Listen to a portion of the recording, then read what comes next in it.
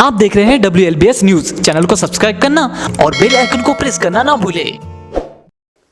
नमस्कार दोस्तों, जय भीम। मैं सुरेश आप सभी का एक बार फिर से स्वागत करता हूं। दोस्तों, आज मैं खबर जो आपको बताने जा रहा हूं वो बेहद गंभीर और चिंता का विषय है, क्योंकि एक पत्रकार पर हमला जनता की आवाज़ पर हमला है।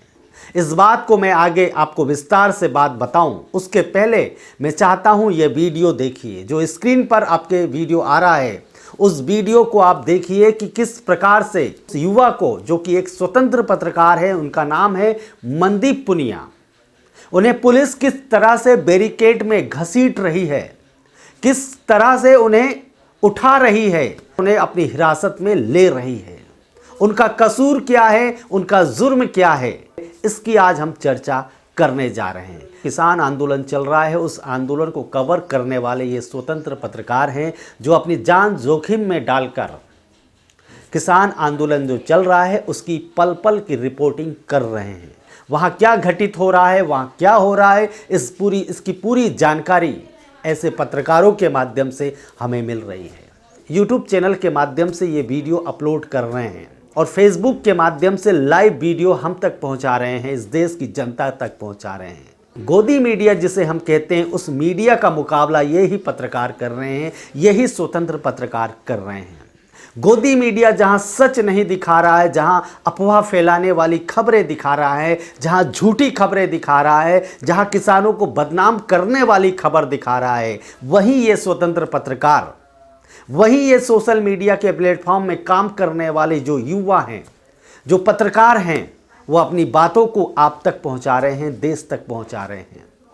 लेकिन लगता है अब इनकी आवाज़ को बंद करने का सरकार सोच रही है। इन लोगों पर मुकदमे ठोक रही है और बात बात पर FIR कर रही है ताकि ये डर जाए, ताकि ये सच आप तक नहीं पहुंचा पाए और पत्रकारिता की बची खुची जो जगह है वो भी खत्म हो जाए। जिस तरह स्वतंत्र पत्रकार मनदीप पुनिया और धर्मेंद्र कुमार को पुलिस उठाकर ले गई, उसकी निंदा होनी चाहिए। अब जनता को यह सोचना चाहिए कि क्या वे अपनी आवाज़ के हर दरवाजे को इस तरह बंद होते हुए देखना चाहेंगे। उन्हें इस मामले को संज्ञान लेना चाहिए और इसका विरोध पुरजोर तरीके से करना चाहिए। दिल्ली पुलिस के बड़े अधिकारी भी ऐसी गिरफ्तारियों को सही या जायज़ नहीं मानते होंगे। फिर आखिर ऐसा कौन है जो दिल्ली पुलिस से ऐसा करवा रहा है? आखिर ऐसा कौन है जो उनके ज़मीर पर गुनाहों के पत्थर रख रहा है? हम उनकी नैतिक दुविधा को समझते हैं, लेकिन संविधान ने उन्हें कर्तव्य निभाने के पर्याप्त अधिकार दिए हैं। हम चाहते हैं कि अफसर भी ऐसी गिरफ्तारियों का विरोध करें। अब आप ये सोच रहे होंगे कि पुलिस ने धर्मेंद्र सिंह को या मनदीप पुनिया को गिरफ्तार क्यों किया।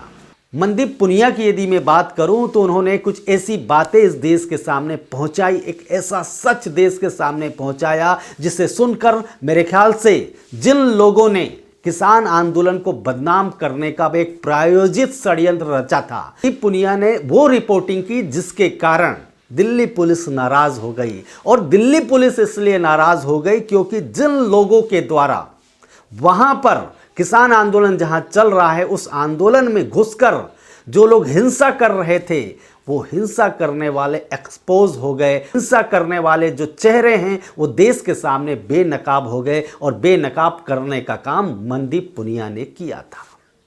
मनदीप पुनिया ने यह बताया। नमस्कार, मैं मनदीप हूँ और मैं एक पत्रकार हूँ पेशे से। और मैं कल सिंघू मोर्चे पर, जो किसान मजदूर संघर्ष कमेटी है, उसके स्टेज पर था जब दंगाइयों ने स्टेज के ऊपर हमला किया, किसानों के ऊपर हमला किया। और उस टाइम पे मैंने जो देखा वो मैं आपके आगे बताना चाह रहा हूँ। असल में 50-60 लोगों का एक ग्रुप आता है जो तिरंगा लेकर आता है, हाँ, और वो किसानों के ऊपर, किसानों को पहले गालियां देने लग जाता है और कहता है कि उठकर यहाँ से भागो, तुम्हें सबक सिखाते हैं। और वो फिर पथराव करने लग जाता है, पथराव कर। और पुलिस, वो 50-60 ही थे, हाँ, लेकिन पुलिस 4 से 5 हज़ार पुलिस वाले कल थे। 2,000 तो उनको बैकअप दे रहा था पूरा, और 4-5 हज़ार पूरे एरिया में डिप्लॉय कर रखी थी पुलिस, दिल्ली पुलिस थी। तो दिल्ली पुलिस पीछे से उनको बैकअप दे रही है और वो आगे से पथराव कर रहे हैं। और लगातार तिरंगा उन्होंने हाथों में पकड़ा हुआ है, कभी तिरंगा, और एक पेट्रोल बम भी वो फेंकते हैं जो कि उनके पास है, किसानों के पास। किसान कल प्रेस कॉन्फ्रेंस में भी दिखाया, किसानों के ऊपर पेट्रोल बम फेंकते हैं, उनकी रजाइयां गद्दे जलाने की कोशिश करते हैं और जो महिलाओं का टेंट है उसको जलाने की कोशिश करते हैं। ये हकीकत बयां किया कि पुलिस कैसे हाथ में हाथ धरे खड़ी थी और वहां कुछ भीड़ आती है। बताया जाता है मेन स्ट्रीम मीडिया के माध्यम से, गोदी मीडिया के माध्यम से, कि वे स्थानीय लोग थे और स्थानीय लोग विरोध कर रहे थे, लेकिन जो स्थानीय लोग जो हिंसा कर रहे थे ये गोदी मीडिया नहीं बता रही थी। लेकिन दरअसल में वो स्थानीय लोग नहीं थे, वो लोग थे भारतीय जनता पार्टी और आरएसएस के लोग। जो और नेता हैं संदीप सहरावत, उनके साथ हैं ये।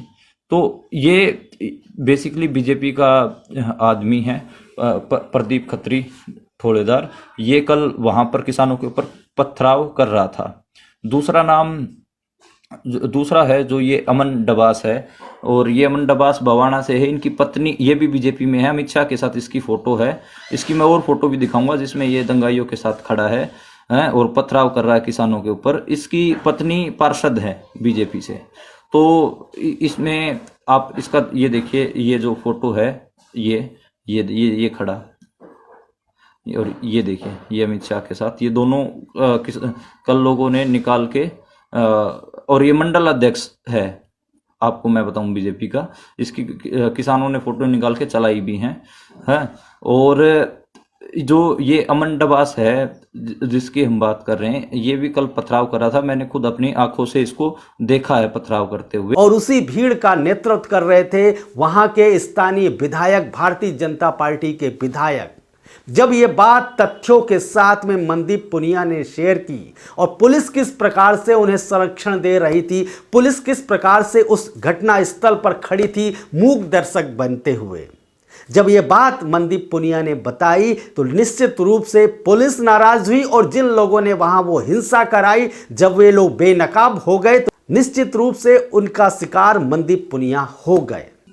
आपको ये समझना है कि मतलब ये दिखाई ये रही है बीजेपी कि स्थानीय लोग हमला कर रहे हैं, जबकि ऐसा नहीं है। बीजेपी के खुद लोग हमला कर रहे हैं। और अगर उस दिन दिल्ली पुलिस के बताए हुए रूट पे ये चले जाते बवाना की तरफ, तो किसानों के ट्रैक्टरों पे पेट्रोल बम मारने की पूरी तैयारी थी। खुद बवाना के लोगों ने मेरे को रिपोर्टें दी हैं और उनकी वीडियोस भी मेरे पास है बवाना के लोगों की, जिन्होंने मेरे को बताया है कि ये 26 जनवरी को ट्रैक्टरों पे पेट्रोल बम मारते। और वो असल में बवाना के लोगों ने, जो आंदोलित किसान है, उनको भी बताया कि भाई दिल्ली पुलिस के बताए हुए रूट पे मत आना, वहां पर पेट्रोल बम लेके छतों पे बीजेपी के लोग खड़े हैं। तो आप इसीलिए रिंग रोड की किसान बार बार डिमांड कर रहे थे और रिंग रोड पे जाना चाहते थे। तो ये एक कंक्रीट सी चीज है जो मैं लगातार देख रहा हूँ, आपके साथ शेयर कर रहा हूँ। और कल जिन किसानों के मतलब सर फूटे हैं, हाथ टूटे हैं, उनके प्रेस कॉन्फ्रेंस जब हुई तो मैंने वहां से कवर किया और एक छोटा सा इंटरव्यू करने की भी कोशिश करी है। उनकी कहाँ चोट आई है, कईयों के हाथ टूटे हैं, कईयों के कुछ हुआ है। तो लगभग 15 गंभीर रूप से घायल हैं, 50 के छोटी मोटी इंजरीज हैं जो मैं अभी तक गिन पाया हूं उन किसानों के। तो और क्या सच दिखाना, सच बताना अब गुनाह हो गया है? सवाल ये उठता है कि अपराधी तत्वों को पुलिस संरक्षण क्यों दे रही है? पुलिस के बड़े अधिकारी क्यों मजबूर है? आखिर क्या ऐसी मजबूरी आ गई, वे देश के सामने क्यों नहीं बता रहे हैं? दोस्तों, मनदीप पुनिया का पहले आप ये फेसबुक लाइव का एक छोटा सा अंश देखिए, उसके बाद मैं आपसे आगे की बात बताऊंगा। और आपसे एक गुजारिश और करना चाहता हूं, धर्मेंद्र कुमार सिंह का जो एक लाइन न्यूज़ इंडिया के नाम से, आप उसे भी देखिए कि आखिर वे रिपोर्टिंग क्या गलत करते हैं। वो सच बताते हैं, बस इसी सच का भुगतान उन्हें भुगतना पड़ रहा है। बहरहाल अभी आप मनदीप पुनिया का ये फेसबुक लाइव देखिए। पुलिस से मैं सीधे सवाल करूंगा कि मैं खुद देख रहा था कि दंगाइयों के साथ आप उनको बैकअप दे रहे थे, मतलब वो पत्थर चला रहे हैं और अगर किसानों के ऊपर उनको बैकअप देने के लिए पुलिस आंसू गैस छोड़ रही है ताकि किसानों की आंखों में जलन होने लग जाए और ये पत्थर उनके ऊपर आराम से फेंक सके। इसी वजह से इतने 50 के आसपास किसानों के सरों में चोट आई है। दिल्ली पुलिस ने प्रॉपर बैकअप दिया है। ये पूरा फासिस्ट मॉडल है, आप समझे तो ठीक है। अभी जो और इंफॉर्मेशन जो आएंगी मैं आप तक शेयर करता रहूंगा। मैं कोशिश बहुत सारी चीजें हम अभी लिखित में नहीं पेश कर पा रहे हैं, इसलिए मैंने छोटा सा वीडियो बनाया जो रिपोर्टाज जो मैं लिख रहा हूँ इस पूरे इंसिडेंट के ऊपर। तो आप अगर इस वीडियो को देख रहे हैं तो आप आगे से आगे इसको शेयर कर दें, ताकि जो पुलिस की जो ब्रूटैलिटी है वो सामने आनी चाहिए, और साथ में जिन दंगाइयों ने हमला किया किसानों के ऊपर वो भी सामने आना चाहिए।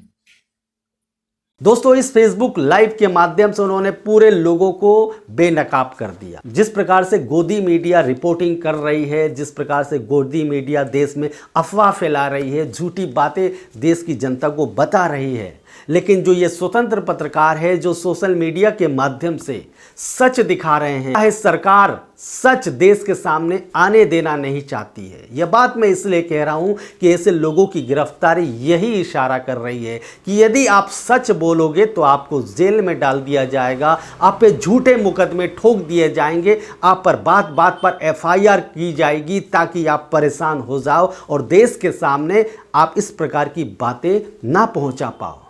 तो दोस्तों, इसका समाधान आखिर क्या है? मेरे ख्याल से अब इसका समाधान एक ही नजर आता है, जनता को अब आवाज उठाना पड़ेगा। जनता को अब न्याय की आवाज उठाना पड़ेगा, उन्हें बुलंद करना पड़ेगा, तब ही कुछ हो सकता है। आने वाले दिनों में जो भी हक की बात करता है, जो भी न्याय की बात करता है, जो भी सच दिखाना चाहता है, लगता है उसे इसी तरीके से दबाया और कुचला जाएगा।